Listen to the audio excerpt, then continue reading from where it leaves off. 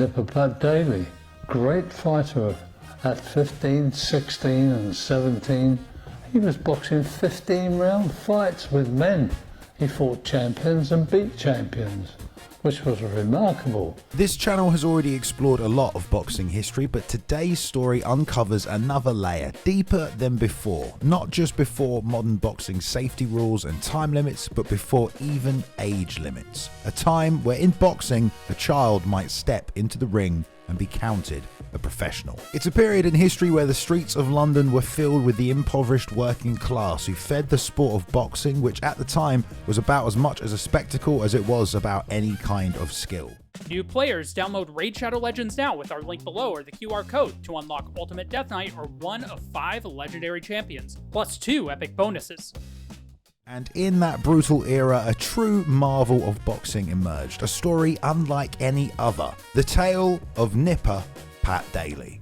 And this story actually starts out in the countryside of Wales, where in a small mining village a young lad named Patrick Clifford Daly was born in 1913. Now his family up and moved to London when he was just 5, and London at this time was absolutely cramped, and oh yeah, World War I was also raging on across Europe. The streets of London are famous for many things, but it was amongst this madding crowd that tucked behind Edgware Road in a house with no hot water or a bathroom, in smoky air and among back alley gyms, that the Nipper was created.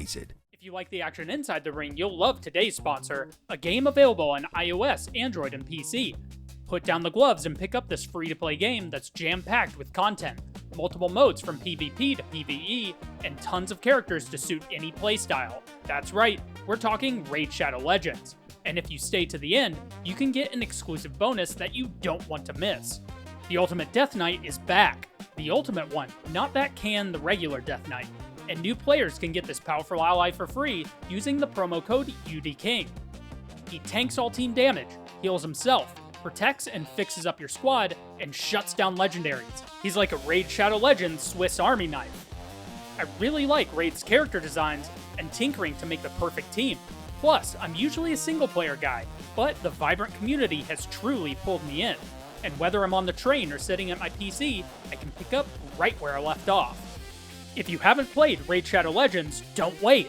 Click our link in the description or scan our QR code to get fantastic bonuses only available with our link. New players can get one of 6 legendary champions of their choice using the promo codes on screen. And you'll instantly unlock a huge starter pack with Epic Ultimate Gallic. Players who reach level 15 will also get Epic Zargala, but act fast. You only have 48 hours after using our link. Thank you to Raid Shadow Legends for sponsoring today's video, and thank you for clicking the link below and downloading the game for free to support our channel. Back then, bare-knuckle traditions still lingered in smoky pubs, and even though the Marquis of Queensberry rules had technically civilised the sport, the truth was that hundreds of fights were still fought under the table, with punters shouting, men betting, and referees paid in beer and coins. To the working class, it wasn't brutality, it was theatre, and it was survival, but above all, it was entertainment. As the story goes, and what we know from memoirs, newspaper articles, and a biography assembled by Pat's grandson, Pat fell in love with boxing from the moment he first witnessed the sport. You have to imagine what a fight night was like through the eyes of a young lad, and as they were taking place all across London, Pat's dad took him along to watch the action.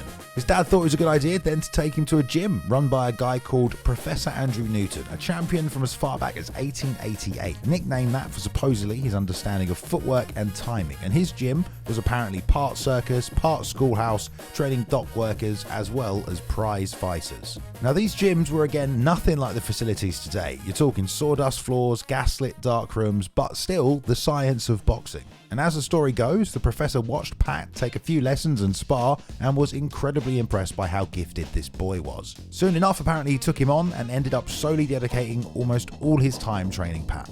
And it was then, at just 9 years old, that the Professor Newton thought it was time for Pat's first boxing fight. Now before you go too crazy, this wasn't as insane as it sounds at the time. In fact, young lads were fighting in boxing matches from all different ages, not always in big halls, but in workhouses or pubs. Again, it was about spectacle, and giving away size, strength, age, it's all part of selling a show. The difference with the Nipper was, he turned out to be a once-in-a-generation boxing talent. Did I mention that he skipped any concept of an amateur career and started out right as a pro?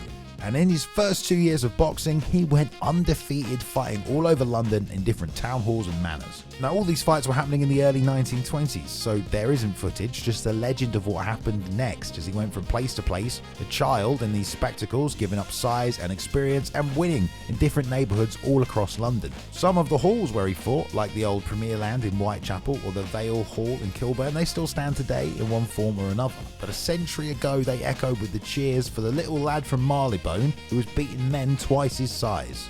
By his 13th birthday, Pat was 19-1-3. In fact, he then fought just 2 days before his birthday and suffered his second loss ever when he was DQ'd for a low blow that was believed to be obviously accidental. His next fight right after that, he'd also take another L when the doctors stopped it for a nasty cut. But his win streak after that was absolutely legendary. Winning another 25 fights before, on his way to 16 years old, he finally lost again.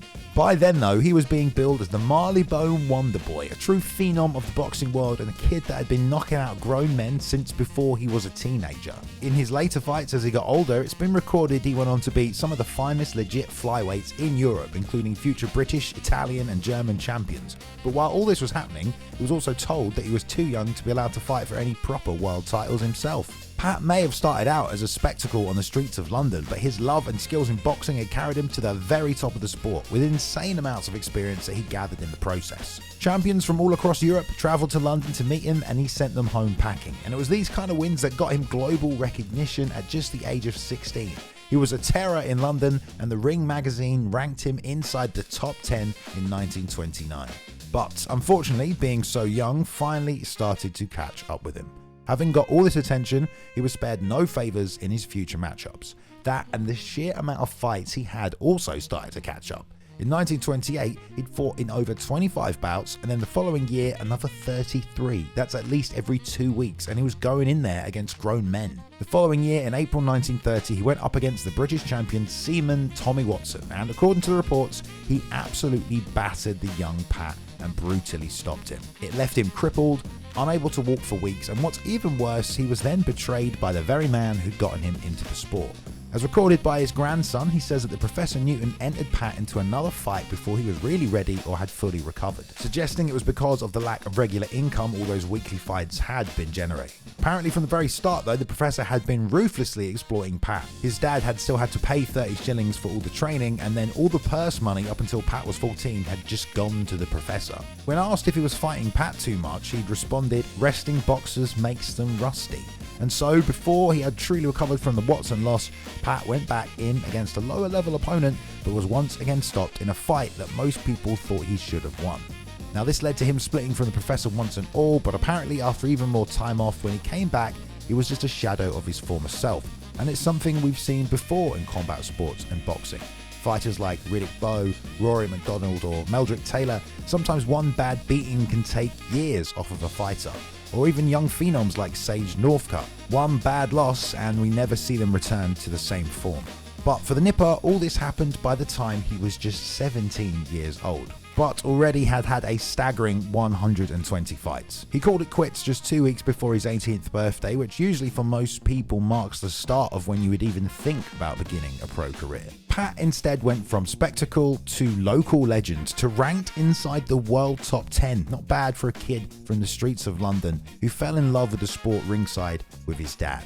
My favourite fact about Pat, 99% of those fights took place in London, giving back and entertaining the people that had raised him and only adding to his legend as one of the most unique and legendary boxers of all time. After, Pat tried a bunch of jobs and even became a postman as well as owning a dance hall.